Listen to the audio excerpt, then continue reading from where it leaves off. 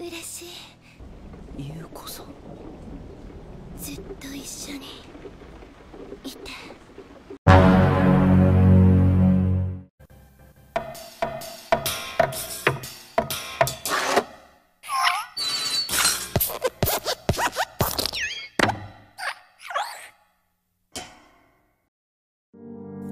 Hai minasan, terima kasih sudah klik video ini dan selamat datang di channel Koronem. Oke, di video kali ini Mimin akan merangkum keseluruhan cerita dari anime berjudul Tasogare Otome X Amnesia. Anime ini menceritakan sekolah swasta bernama Akademi Seikyo, di mana pada sekolah tersebut sering terdengar kisah hantu dari seorang siswi bernama Kanoe Yuko, dan cerita sendiri akan menitik beratkan pada seorang siswa IndiHome bernama Nia Teichi, yang mana karena kelebihannya itu, ia terus diikuti oleh arwah Yuko. Oke, seperti biasa, jika kalian suka dengan konten seperti ini, bisa klik tombol subscribe yang ada di bawah. Dan Mimin juga minta like-nya sebagai uang parkir. Tanpa banyak basa-basi lagi, langsung saja simak ceritanya. Lanjut. Di awal scene, kita akan melihat seorang gadis bernama Okonogi Momoe yang merupakan anggota dari klub investigasi supranatural, atau dalam kata lain sebuah eksko yang menyelidiki kejadian berbau goib atau mistis, di mana dalam kesendiriannya itu tanpa ia sadari hal-hal poltergeist terus terjadi tepat di depan matanya, mulai dari gantungan yang bergerak sendiri, cangkir teh yang berpindah posisi, sampai kertas dokumen yang melayang-layang. Namun antara Okonogi yang positive thinking atau memang kurang peka, ia tak menyadari semua keanehan itu. Tak lama datang Nia, di mana seperti yang telah Mimin jelaskan di awal, kalau kelebihan Nia yang seorang indigo memungkinkan dirinya untuk berkomunikasi dengan sosok tak kasat mata, dan jelas hal itu cukup membuat Okonogi jadi ketakutan. Tapi Nia pun berusaha mengelak demi menenangkan gadis penakut itu.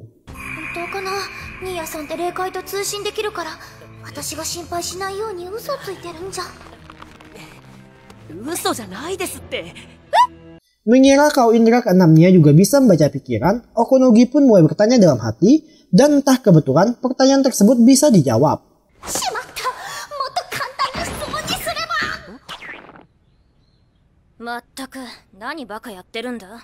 Oke, mari Mimin perkenalkan dengan anggota lain dari klub ini bernama Kanoe Kirie, di mana ternyata gadis itu juga seorang indigo dan bisa melihat apa yang sedang Nia lakukan bersama sosok tak kasat mata itu.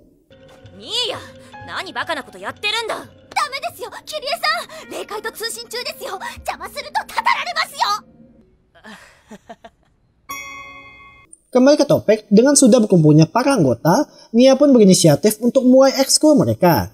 Dan jika kalian bertanya manakah sang ketua, sabar, semua akan terjawab. Tujuan perkumpulan kali ini adalah untuk menyelidiki sebuah lift yang katanya bisa bergerak sendiri.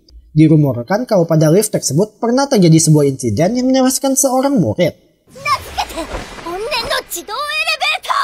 Di waktu bersamaan, tiba-tiba lift tersebut aktif dengan sendirinya, serta sekilas terlihat sosok gadis dan langsung mendorong Nia masuk ke dalam lift itu.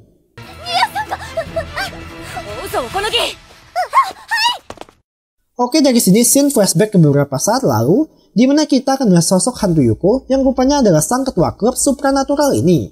Serta ia juga lah pelaku yang sejak tadi menjahili Okonogi. Tapi karena orang biasa tak bisa melihat dirinya, Yuko sengaja menggerakkan beberapa benda agar bisa menyadarkan gadis itu. Dan semua kejadian poltergeist yang kita lihat di awal adalah ulah Yuko.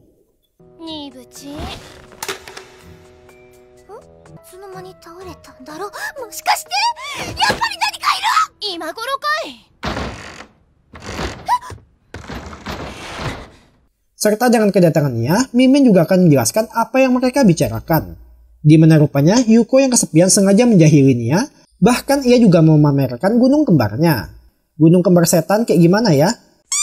Akan tetapi semua candaan itu berhenti ketika Kirie yang sesama indigo datang dan menghentikan mereka. Lalu scene pun kembali ke masa sekarang. Dalam kondisi gelap dan sempit itu, entah mungkin Nia yang sengaja memanfaatkan keadaan, ia malah menggrab gunung kembar setan. Dan ketika pintu lift terbuka, Kirie yang bisa melihatnya langsung mencemooh tingkat tak sanono remaja itu. Tak sampai di situ, investigasi masih berlanjut ke bukit belakang sekolah, yang dikabarkan di sana ada makam Yuko berada. Dan benar saja ketika sampai, mereka pun menemukan makam yang dimaksud.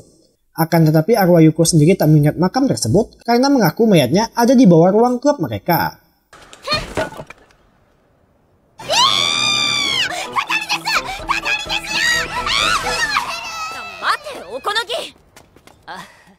Dijelaskan, Yuko sendiri adalah hantu yang rupanya mengalami amnesia. Jika pada film lain, hantu amnesia mengalami kecelakaan pada kepalanya sebelum meninggal, untuk kasus Yuko sendiri masih belum terungkap. Tapi yang pasti ia memang mengenal tempat tersebut dengan sengaja memperlihatkannya sebuah pemandangan indah di sana.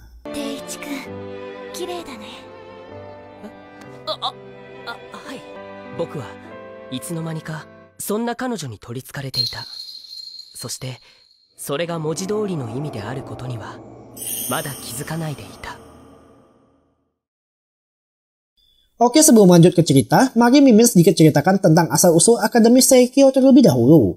Dijelaskan, sekolah ini adalah bangunan tua yang dulu didirikan di atas sebuah kuil. Dan karena faktor usia, maka dibangunlah sebuah gedung baru bersebelahan dengan gedung lama. Tapi entah bagaimana, pada hari pertama sekolah, Nia malah tersesat ke gedung lama, ditambah lagi ia jadi teringat dengan beberapa cerita seram dari tempat itu. Lantas Nia pun terus berjalan berusaha mencari jalan keluar.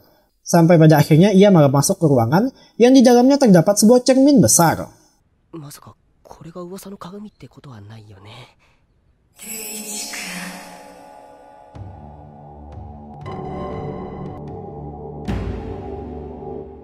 Sontak kemunculan tiba-tiba dari penampakan di belakangnya langsung buat Nia jadi terkejut.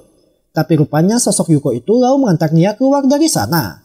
Awalnya Nia sendiri masih belum menyadari kalau gadis di hadapannya adalah hantu. Sampai pada akhirnya Yuko sendiri membenarkan kalau dirinya memang adalah hantu.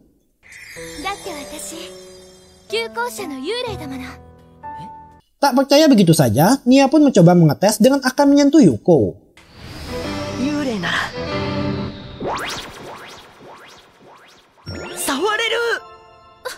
Namun tanpa diduga, tangannya bisa menyentuh gunung kembar setan.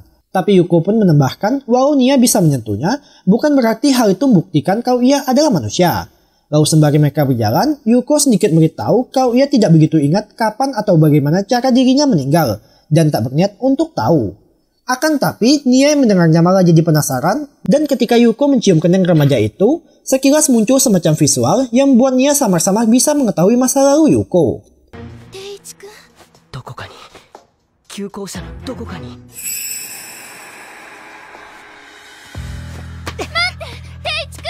Sontak dengan cepat Nia pun langsung beranjak pergi kembali ke ruangan cermin tadi. Dan entah apa yang merasukinya, ia kemudian memecahkan cermin itu lalu mendapati sebuah jalan rahasia persis seperti dalam penglihatannya tadi. Dan tepat di bawah sana, ia pun akhirnya menemukan tulang belulang Yuko.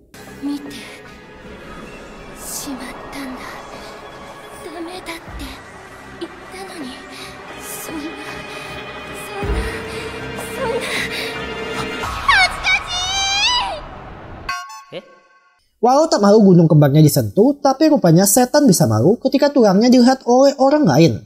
Dan akhirnya Nia pun percaya kalau Yuko adalah sosok hantu. Setelah kejadian itu, mereka bersama-sama mendirikan klub investigasi supranatural demi bisa mengetahui misteri kematian Yuko. Sedangkan jalan rahasia tersebut lalu ditutup, dan pelanggan pertama mereka adalah Okonogi yang mengaku kalau dirinya akan dibunuh oleh sosok Yuko. Diceritakan pada hari sebelumnya, ia sengaja bermain permainan petak umpet setan dengan menuliskan nama Yuko pada sebuah boneka. Untuk permainannya sendiri adalah dengan menghitung dari 1 sampai 10, lalu menusuk boneka Yuko, dan ketika giliran Okonogi yang akan bersembunyi, tiba-tiba boneka tersebut sudah lenyap entah kemana. Dan semenjak kejadian itu, Okonogi mulai bisa merasakan kehadiran sesuatu yang terus mengikutinya. Oleh sebab itu, ia sengaja minta pertolongan Nia demi bisa mengusir sosok tersebut. Awalnya, Nia pun kebingungan cara untuk menolong gadis itu. Tapi Yuko menyuruh untuk membantu, siapa tahu bisa mendapat petunjuk mengenai dirinya. Selain itu, Yuko juga menambahkan kalau Okonogi sekarang jadi sedikit sensitif dengan bisa melihat hal-hal yang seharusnya tak bisa dilihat. Lantas, langkah pertama mereka adalah memberikan Okonogi sebuah jimat palsu agar bisa membuatnya merasa sedikit tenang. Lalu dilanjutkan oleh penampakan hantu Yuko yang seolah-olah mengejar dirinya. Dan disinilah tiba giliran Nia yang akan berpura-pura membasmi sosok Yuko.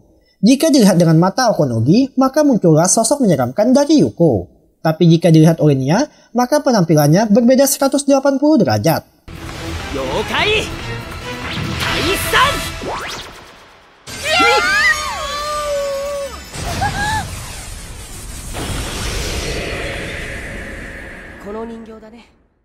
Dan begitulah cara mereka menghilangkan rasa takut Okonogi. Beberapa hari setelahnya, Okonogi kembali ke ruang klub di mana berkat bantuannya tempo hari, ia dapat terbebas dari gangguan dan kini memutuskan untuk bergabung menjadi anggota. Selanjutnya, cerita akan berfokus pada Kanoe Kirie, di mana seperti yang kalian duga, Kirie dan Yuko mempunyai sebuah hubungan darah. Karena rupanya Yuko adalah kakak dari neneknya Kirie yang meninggal saat berusia 15 tahun. Dan entah bagaimana, Kirie juga bisa melihat sosok Yuko. Tapi ia mencoba mengabaikannya sampai suatu hari, tanpa sengaja ia melihat sosok asli Yuko yang penuh dengan dendam serta kebencian. Oleh sebab itu, ketika melihat Nia bermesraan dengan hantu di atap, esok harinya ia pun sengaja mengirim pesan pada laki-laki itu untuk bertemu di bukit belakang sekolah, serta memperingati dirinya supaya tak lagi mendekati Yuko. Karena bisa saja sosok hantu tersebut hanya berpura-pura baik demi bisa menyeret jiwa Nia untuk ikut bersamanya. Awalnya, Nia pun mengabaikan peringatan tersebut. Sampai ketika Kirie menjelaskan kalau hantu sebenarnya ada sebuah keberadaan yang terikat di dunia karena masih memiliki penyesalan. Dan hal itu cukup membuat Nia jadi kepikiran.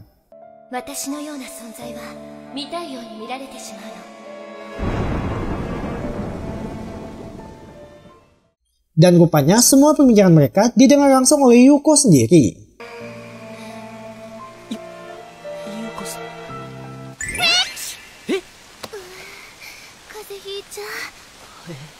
Di titik ini, Nia masih belum 100% percaya pada ucapan Kirie. Apalagi setelah melihat sosok Yuko yang putih glowing, body semak semok, gunung kembar gede, hal itu jadi sedikit menggoyahkan imannya.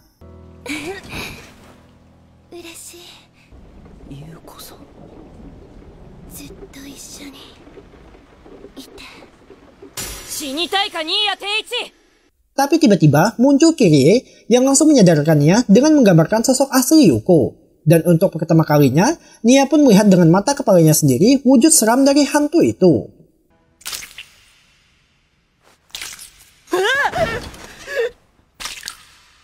Sontak, rudal yang awalnya siap meluncur langsung ciut karena ketakutan melihat sosok Yuko. Dan Kirie pun bergegas menariknya pergi dari sana. Sembari menarik nafas sebentar, Kirie pun beritahu siapa dirinya serta kembali memperingati Nia. Tapi di waktu bersamaan sosok Yuko kembali muncul yang terpaksa membuat mereka kembali melarikan diri. Dan demi mengakhiri semua ini, Kirie pun berniat melakukan sesuatu terhadap jasad Yuko.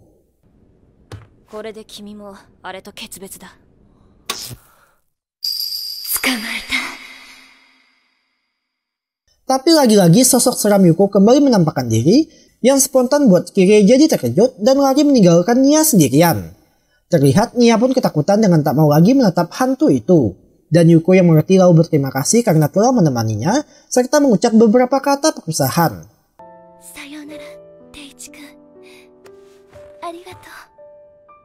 Imamade ureshikatta. Akan tetapi, Nia yang mungkin seorang Jonas parah malah menghentikan kepergian hantu itu. Lalu mengganti cara pandangnya dengan membayangkan sosok Yuko yang cantik seperti semula. Hingga saat membuka mata, terlihatlah sosok Yuko yang ia kenal selama ini. Tak puas hanya dengan melihat tubuh hantu, Nia meminta izin pada Yuko untuk memeriksa jasadnya secara menyeluruh, dengan tujuan agar bisa menemukan sebuah petunjuk. Dan dengan perasaan malu, Yuko mengizinkannya pergi.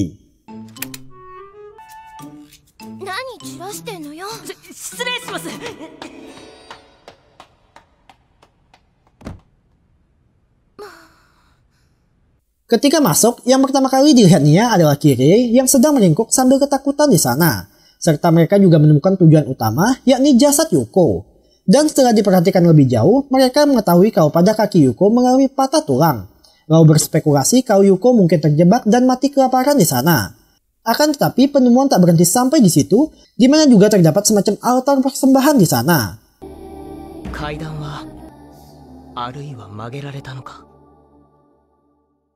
Kemudian setelah keluar, Kirie yang masih ketakutan pada sosok Yuko langsung pergi dari sana. Namun keesokan harinya ia kembali lagi dan memutuskan untuk bergabung menjadi anggota klub mereka.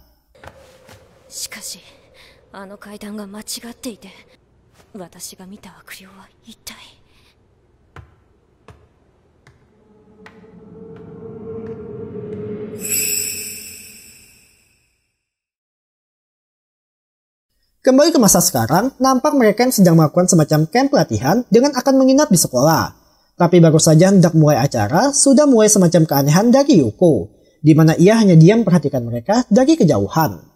Tak sampai di situ, ketika Kirie menunjukkan kamar yang akan mereka tempati, sosok Yuko juga hadir tapi sebatas melihat kemudian menghilang entah kemana.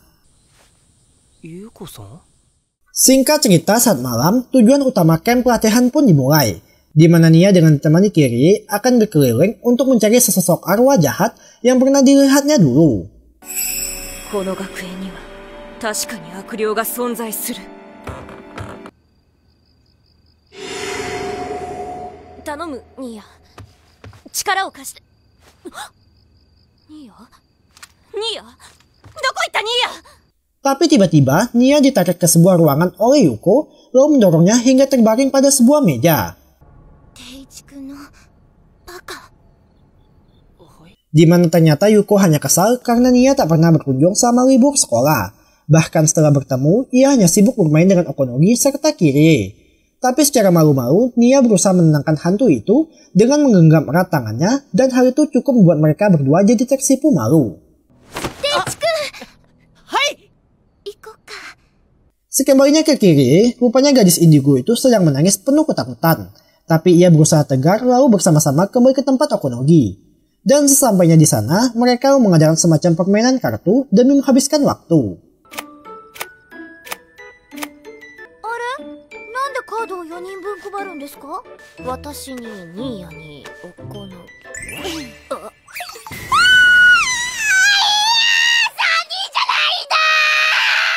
Ketika semua sudah tertidur, Nia kembali terbangun dan melihat Yuko masih terjaga.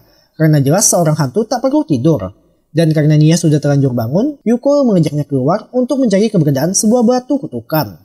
Dijelaskan, jikalau kita menulis nama seseorang yang dibenci pada batu itu, niscaya orang tersebut akan mati. Dan demi memastikannya, mereka lalu pergi.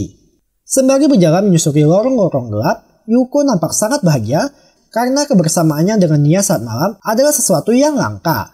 Lantas mereka mulai melompat ke gedung sebelah, melihat lab biologi sampai nyasar ke jalan buntu, hingga akhirnya berhasil menemukan batu yang dimaksud. Dan betapa terkejutnya Nia saat mendapati namanya tertulis pada batu itu.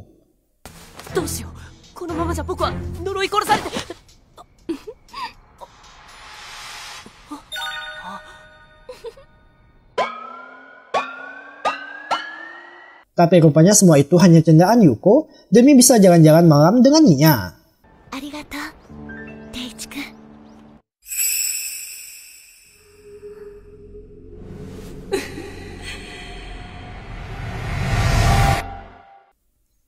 Keesokan harinya, ketika baru tiba di sekolah, kedatangannya langsung disambut hangat oleh Yuko. Bahkan saat jam olahraga, sosok Yuko ikut bermain, dan Nia yang lupa malah mengoper bola pada hantu itu.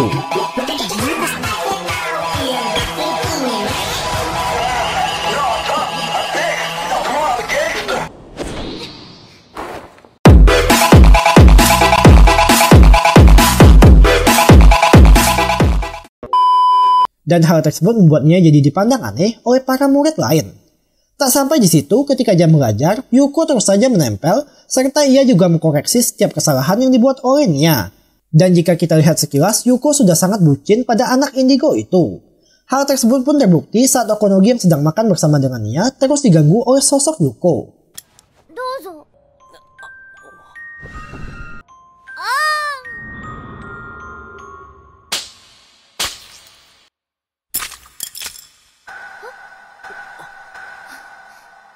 Di titik ini, Nia pun langsung menyadari sesuatu yang janggal dari perilaku Yuko. Lantas, ia memberitahu hal tersebut pada Kirie yang mungkin bisa membantu. Tapi Kirie sendiri rupanya juga mempunyai info terkait hantu itu, di mana ia menjelaskan kalau sosok arwah jahat yang pernah dilihatnya dulu adalah bayangan Yuko itu sendiri. Oke minasan, kalian pasti pernah mendengar seseorang dengan kepribadian ganda atau kondisi di mana sang penderita membuat kesadaran lain yang diakibatkan oleh stres atau tekanan berlebih.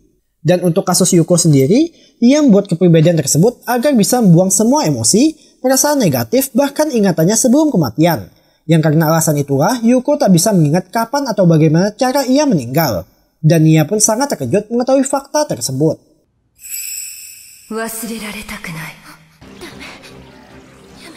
いつまで見えないふりをするつもり。あれは優子の分身。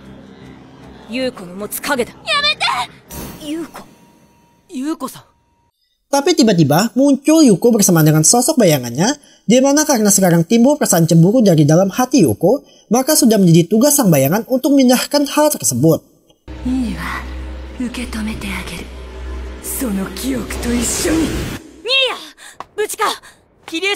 Seketika sosok itu langsung menghilang begitu saja, tapi disinilah teror sebenarnya baru dimulai. Keesokan harinya, Yuko kembali menyambut kedatangan Nia, dan seperti biasa, ia juga ikut masuk ke dalam kelas serta menemaninya makan siang bersama. Namun ada satu perbedaan signifikan yang terlihat jelas, di mana setiap kali ia menatap mata Nia, sosok bayangan itu kembali muncul seolah-olah mengingatkan Yuko tentang sosok asli dirinya. Hingga akhirnya Yuko pun hilang kendali.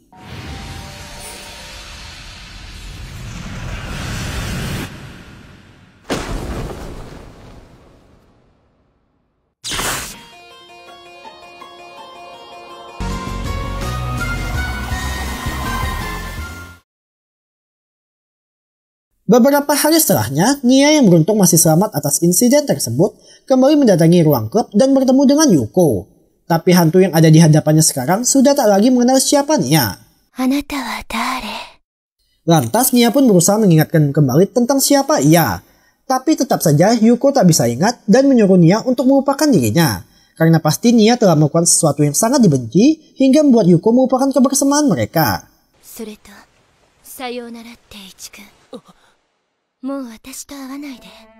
Kemudian Nia menceritakan apa yang baru dialaminya pada Kirie, dan menurut gadis itu, Yuko sudah membuang ingatan tentang Nia demi melindungi jati dirinya. Seperti yang kalian tahu, Yuko adalah sosok hantu priang, ramah, dan santai seperti tanpa beban. Karena setiap ia mempunyai masalah, semuanya pasti dilimpahkan pada sosok bayangan, hingga terciptalah kepribadian Yuko yang kita kenal seperti sekarang. Sontak setelah mendengar penjelasan tersebut, Nia pun memutuskan untuk menghormati keputusan Yuko dengan tak akan lagi menginjakan kaki ke ruang klub. Tapi bukannya senang dengan keputusan wajar dari seorang Nia, Kirie malah tak terima seolah-olah menyuruh Nia untuk kembali ke sisi Yuko. Dan ketika pembicaraan selesai, Nia yang hendak kembali ke kelas secara kebetulan berpapasan dengan Yuko. Seketika itu pula muncul rasa ingin menyapa dari dalam diri Nia.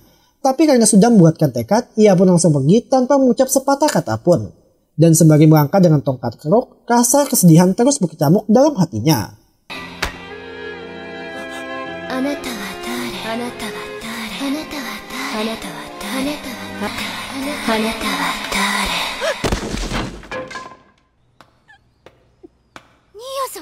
Tapi beruntung muncul sosok Okonogi yang langsung membantu Nia. Serta berkat gadis itu pula, perlahan Nia mulai bisa melupakan Yuko dengan kesehariannya terus ditemani oleh gadis periang itu.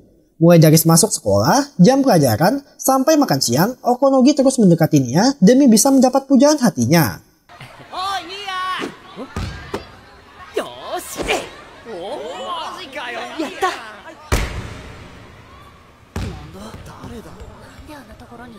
Tapi di sela-sela kebersamaan mereka, pasti terjadi hal janggal, seperti sumpit yang tiba-tiba lepas, serta tatapan sedih dari Kirie. Hingga akhirnya mungkin karena tak tahan, Kirie kembali memanggil Nia ke bukit belakang sekolah untuk memastikan apakah ia sudah benar-benar melupakan Yuko. Di mana rupanya setiap kebersamaan Nia dengan Okonogi, sosok Yuko selalu hadir di dekat mereka.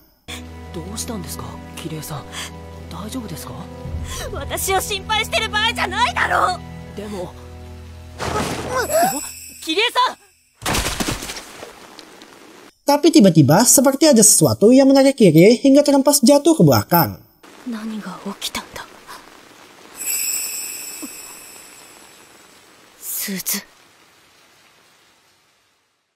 Setelah kejadian itu, nampak Nia kembali ke aktivitas biasanya dengan Okonogi.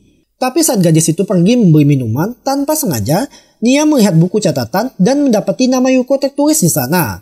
Seketika itu pula, kenangan kebersamaan mereka dulu langsung mengalir begitu deras hingga membuat Nia kembali teringat dengan sosok Yuko.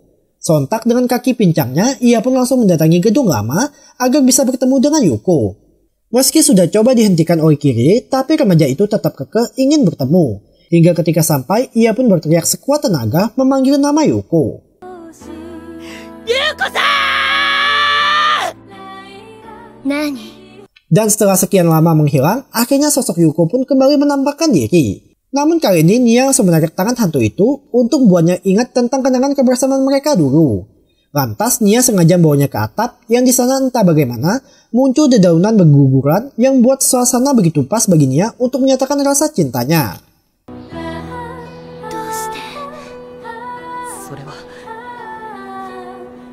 それは優子さんが好きだからです。 Sontak Yuko pun langsung terkejut mendengar pernyataan tersebut. Tapi ia masih belum bisa mengingat siapa Nia sebenarnya.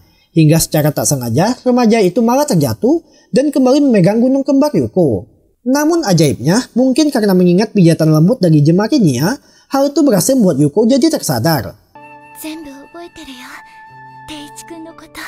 優子さん、定一くん大好き。僕も優子さんのこと大好きです。 Dan begitulah hubungan manusia dengan Dedemit kembali terjalin. Di sisi lain, Kiri yang berada di ruang klub kembali didatangi oleh sosok bayangan Yuko.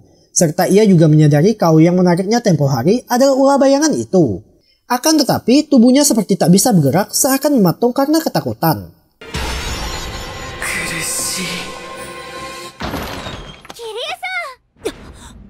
Namun beruntungnya muncul Okonogi yang mencairkan suasana dan sosok itu kembali menghilang. Keesokan harinya, kedatangannya langsung disambut dengan penuh senyuman oleh Yuko. Dan layaknya anak SD bucin, sosok hantu itu berulang kali meminta Nia mengucap kata-kata cinta kemarin. Dan Nia dengan perasaan malu lalu mengiyakan permintaan tersebut.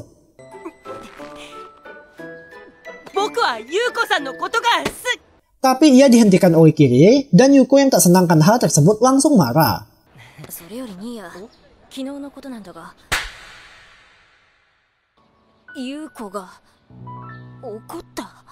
Tak sampai di situ, keanehan dari Yuko masih berlanjut, di mana ketika jam istirahat, Yuko yang sudah mempersiapkan bekal untuk Nia, secara tak sengaja malah diganggu oleh Okonogi.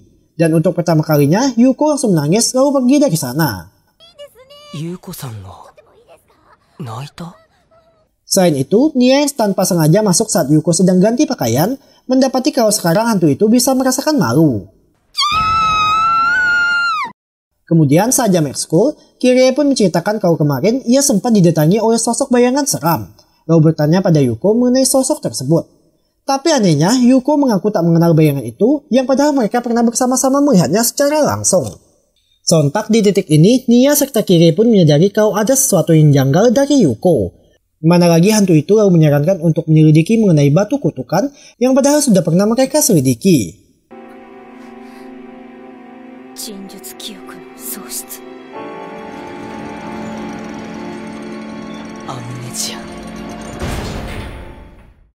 Singkat cerita, ketika hendak pulang, Yuko yang tak mau berpisah dengan Nia lalu menahan kepulangan remaja itu. Namun tetap saja Nia harus pulang dan mencoba menenangkan Yuko.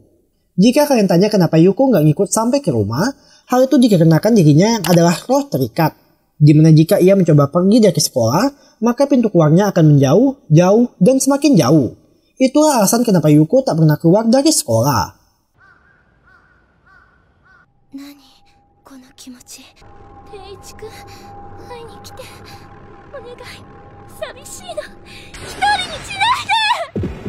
Secara samar-samar, Yuko mulai bisa mengingat apa yang dialaminya di masa lalu, serta di waktu bersamaan sosok bayangan kembali muncul, lalu ikut menambahkan ingatan tersebut.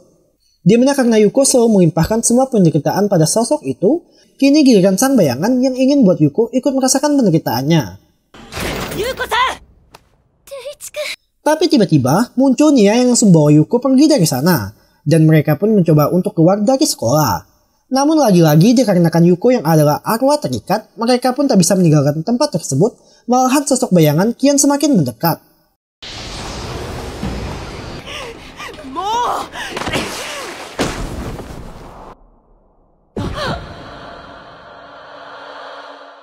Seketika saat bersentuhan dengan sosok itu, alam bawah sadarnya seperti ditarik ke masa lalu, tepatnya ketika Yuko masih hidup. Oke, dari sini cerita akan sedikit gelap, di mana kita akan mengetahui fakta dari seorang Yuko. Dan untuk memulainya, mari kita flashback ke 60 tahun lalu, tepatnya ketika sekolah baru selesai dibangun di atas sebuah kuil. Dijelaskan pada masa itu, Yuko merupakan salah satu anak orang kaya, serta ia juga memiliki seorang adik bernama Yukariko, yang tak lain adalah nenek Kirie. Sedangkan Nia sendiri akan menyaksikan apa yang dilihat oleh Yuko, bahkan ikut merasakan rasa sakit yang dialami oleh gadis itu. Terlihat sang adik sedang mencoba menghentikan kakaknya supaya tak pergi menjenguk seorang gadis yang katanya terserang wabah penyakit. Tapi karena Yuko tetap bersikeras, maka ditamparlah adiknya hingga Yukariko yang kesal pun langsung pergi.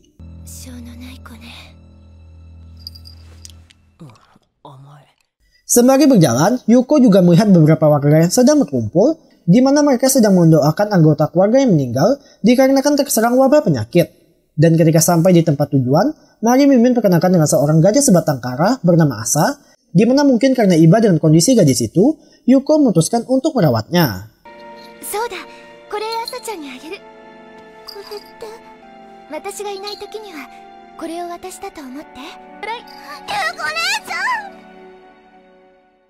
Setelah menjenguk Asa, kepulangan Yuko rupanya sudah ditunggu oleh adiknya.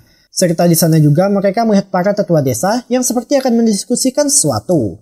Namun bukannya menyerahkan masalah itu pada orang dewasa, Yuko serta adiknya malah mengikuti lalu menguping pembicaraan mereka. Dan terkuaklah kalau para orang tua yang masih mempercayai mitos pada zaman itu, menduga kalau mereka terkena kutukan karena telah membangun sekolah di atas sebuah kuil. Hingga muncullah sebuah ide gila dari salah satu orang di sana yang menyarankan untuk menubalkan Asa selaku gadis sebatang kara di desa itu. Sontak mendengar hal tersebut, Yuko pun langsung mengajak Yukariko untuk pergi. Akan tetapi lonceng di tangannya malah berbunyi hingga membuat kehadiran mereka jadi ketahuan. Tapi beruntung kakak beradik itu berhasil lolos dengan bersembunyi ke dalam sebuah ruangan.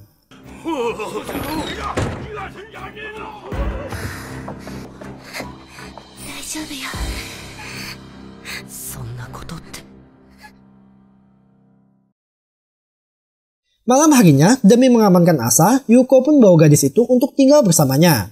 Tapi ketika ia berpaling sebentar untuk mandi, sosok Asa sudah menghilang, serta hanya menyisakan pakaiannya saja. Seketika itu pula, Yuko pun langsung sadar kalau Asa sudah diculik dan bergegas kembali ke sekolah untuk menolongnya.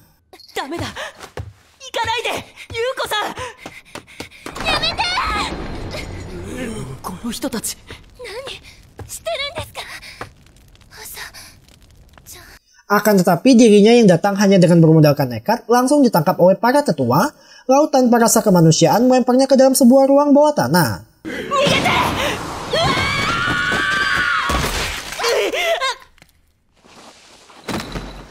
Dan itulah alasan kenapa Yuko mengalami patah tulang pada kakinya. Di posisi ini, Yuko masih berpikir positif karena dengan pengorbanannya pasti Asa bisa terselamatkan.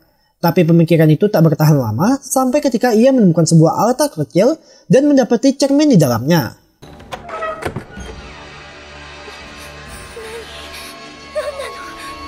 Di mana ketika melihat wajahnya sendiri, langsung muncul perasaan takut akan kematian, mana lagi ketakutan Yuko semakin menjadi ketika satu persatu cahaya lilin mulai padam.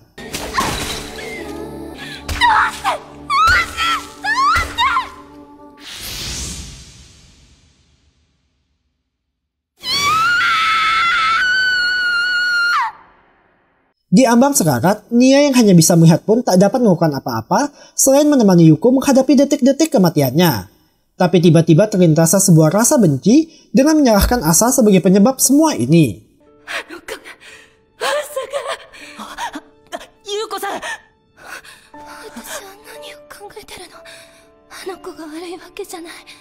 Dan akibat dua emosi yang saling berbenturan itulah membuat Yuko menciptakan kesadaran lain atau yang lebih kita kenal sebagai sang bayangan. Dan begitulah kisah hantu Yuko bermula. Saat tersadar, di sampingnya sudah ada Yuko yang lagi-lagi motong ingatannya tentang sang bayangan. Tapi ketika tangannya bersentuhan dengan Nia, Yuko pun langsung tahu kalau Nia sudah melihat masa lalu dirinya. Dan karena hal itu pula, pandangan Yuko langsung berubah, di mana ia jadi menganggap Nia sama seperti sosok bayangan dan ikut menghapus keberadaan remaja itu. Akibatnya, meski sosok Nia berada tepat di depannya, tapi ia sama sekali tak bisa melihat seolah-olah kini Nia yang berubah menjadi hantu. Dan keesokan harinya, Yuko pun terus menanti kedatangan pujaan hatinya dengan menunggu di depan sekolah, dalam kelas, bahkan ketika makan siang. Tapi tetap saja meski bersebelahan sekalipun, suara Nia sama sekali tak terdengar oleh Yuko. Dan ketika Nia hendak menyentuhnya, tiba-tiba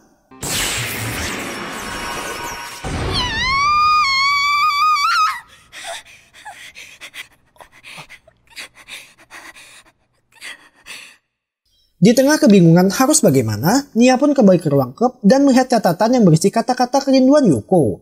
Lantas melihat hal tersebut terbersihlah sebuah ide, di mana meski tak bisa bicara secara langsung, tapi mereka masih dapat berkomunikasi dengan mengirim pesan melalui sebuah buku.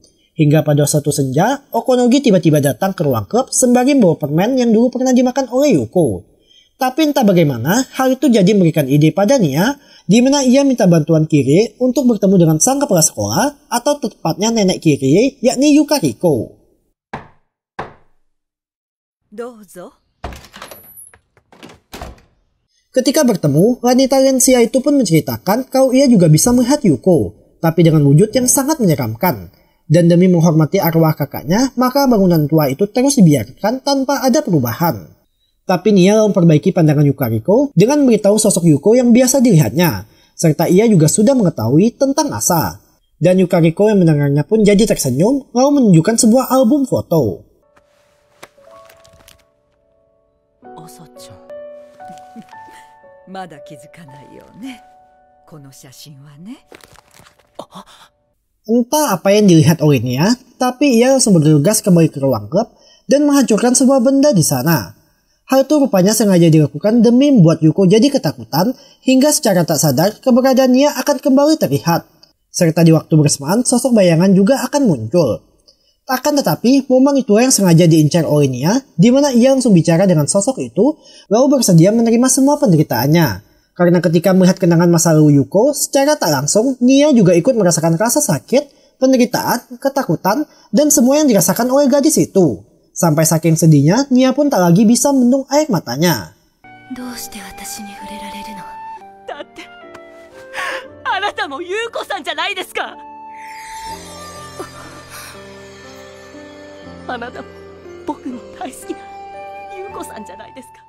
Alhasil sang bayangan itu pun jadi ikut tersentuh, begitu juga Yuko yang akhirnya bisa menerima semua kenangan pahit di masa lalunya. Dan secara ajaib bayangan itu lalu kembali ke tubuh Yuko dan menjadi satu kesatuan.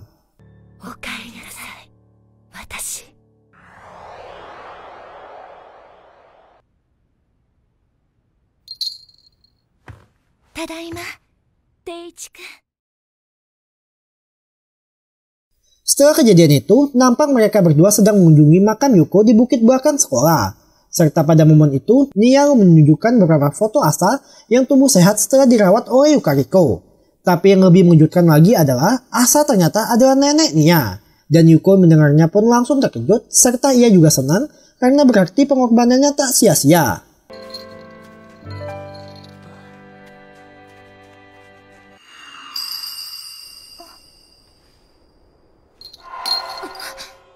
Tapi itulah pertanda dari berakhirnya kebersamaan mereka. Beberapa hari setelahnya, ruang klub pun ditutup untuk tujuan investigasi jasad Yuko. Dan selama penyelidikan berlangsung, sekolah akan diliburkan. Tapi hal itu tak berlaku bagi Nia yang ingin bertemu dengan Yuko. Dan untuk Yuko sendiri, karena sadar kalau waktunya sudah tak banyak, ia pun langsung mengajak Nia untuk berkencan di area sekitar sekolah.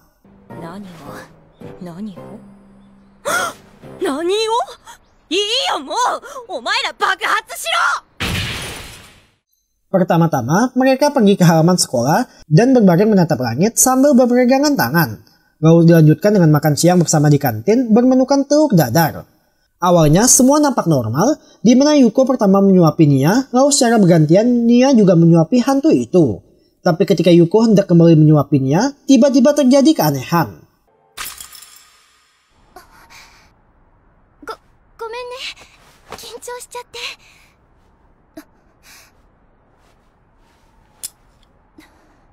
Di titik ini, Nia masih belum menyadari kalau secara perlahan Yuko mulai menghilang. Namun ketika sedang berduaan di pinggir kolam, hal yang sama kembali terjadi dan membuat Nia jadi merasa sedikit aneh. Yuko-san? Arigatou, Teichi-kun. Imamade arigatou. Soshite, sayonara. Sontak mendengar pemutusan mendadak seperti itu, Nia pun langsung terkejut yang lalu Yuko akhirnya memberitahu kalau dirinya perlahan mulai menghilang. Hal itu dikarenakan urusan yang dulu belum terselesaikan di dunia sekarang sudah selesai, yakni berdamai dengan sang bayangan. Dan layaknya roh pada umumnya, sosok Yuko kini perlahan berubah menjadi tembus pandang. Arigatou, Teichi-kun. Tapi Nia pun tak terima dengan keputusan itu karena tak mau ditinggal pas lagi sayang-sayangnya. Dan karena sudah menjadi hukum alam bagi roh untuk kembali ke asalnya, maka setidaknya Nia ingin menemani Yuko sampai ia benar-benar menghilang. Sempat terjadi perselisihan di mana Yuko tak mau melihat wajah Nia yang sedih atas kepergiannya. Tapi remaja itu tetap bersikeras hingga pada akhirnya Yuko pun tak bisa lagi melarang.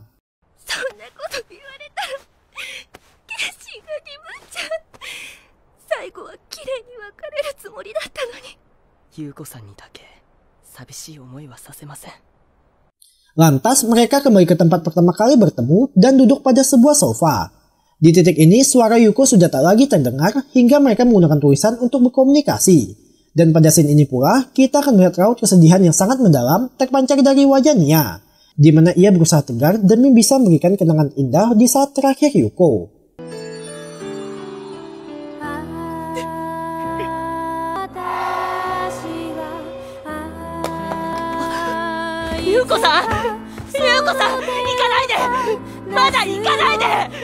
Dan sebagai bentuk perpisahan terakhir, mereka pun berciuman agar tak saling melupakan. Yang lalu tepat setelahnya, sosok Yuko sudah menghilang.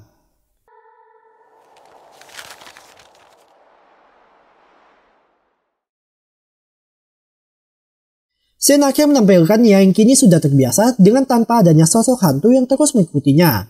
Tapi baru saja bisa move on, tiba-tiba